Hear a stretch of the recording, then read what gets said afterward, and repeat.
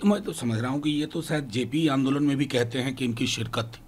77 में कौन सा फेज था, 2004 में कौन सा फेज था। और मैं तो, जो लोग भी डेमोक्रेसी में इस फेज की बात करते हैं ना, वो लोकतंत्र के दुश्मन है। अरे साहब, साबुन शैम्पू थोड़ी खरीद रहे हैं कि ये वाला मेरा है शैम्पू, तुम्हारा वाला कौन सा है।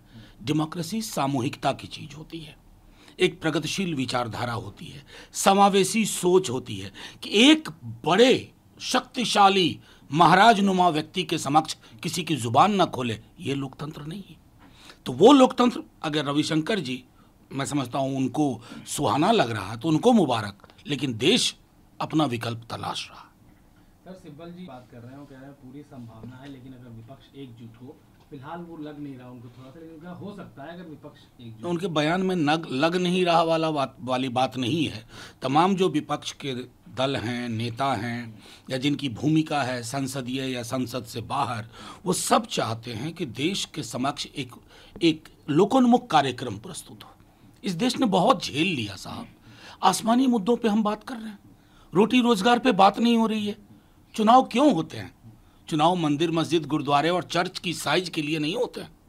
चुनाव होते हैं कि मेरी थाली छोटी क्यों हो रही है, मेरे बच्चे को रोजगार क्यों नहीं है, मेरा माहौल महफूज क्यों नहीं है, मेरा देश सीमा पर जिस तरह की चाक चौबंद सुरक्षा चाहिए वो क्यों नहीं है, क्यों मेरा देश मणिपुर में लगातार मणिपुर जल रहा है और देश के सबसे बड़े जो अपने को प्रधान सेवक कहते हैं वो चुप्पी साधे हुए हैं। उस दृष्टिकोण से देखिए तो देश को विकल्प की जरूरत है और वो हो जाएगा।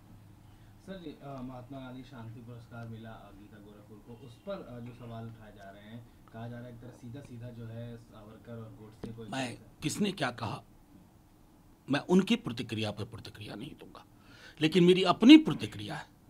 आप गीता प्रेस गोरखपुर को कोई और पुरस्कार दे देते, आप 1 के बदले 100 करोड़ दे देते। आपके पास बहुत तरीके हैं देने के, बहुत सारे मित्र लोग हैं आपके, लेकिन गांधी के धर्म की जो अवधारणा थी वो गीता प्रेस की अवधारणा से मेल नहीं खाती। और गीता प्रेस का क्या रोल था, किस तरह की भूमिका थी गांधी जी को लेकर के, इसकी भी समझ नहीं है आपको। मानता हूं कि प्रधानमंत्री जी इतने फाइनल डिटेल्स में नहीं जा सकते, लेकिन ज्यूरी के बाकी लोग क्या कर रहे थे, जहां कहीं होंगे ना बापू, वो इससे बहुत असहज हो जाएंगे। उनका नाम गीता प्रेस के साथ एसोसिएट नहीं होना चाहिए। बाकी आप 100, 200, 500 करोड़ का पुरस्कार दे दीजिए। I find it bizarre. I find it shocking. I find it that nobody applied their mind. Whosoever were there in the members as jury members, I think Prime Minister may not know the finer details of the relationship of Gita Press with the Gandhi's ideas. But other jury members should have known.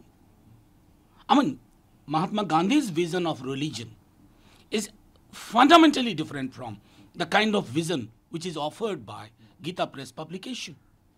I mean, the Kalyan magazine, which is published by them, was conspicuously silent on Gandhiji's assassination. I mean, these are the kind of facts you must take in your stride. You are celebrating 75th year of independence. Are you trying to equate Gandhi? You could have given any kind of prize. Why 1 crore, 100 crore? You could have asked your crony friends, please provide us with so much amount of money. But no association of Gandhi Peace Prize with Gita Press.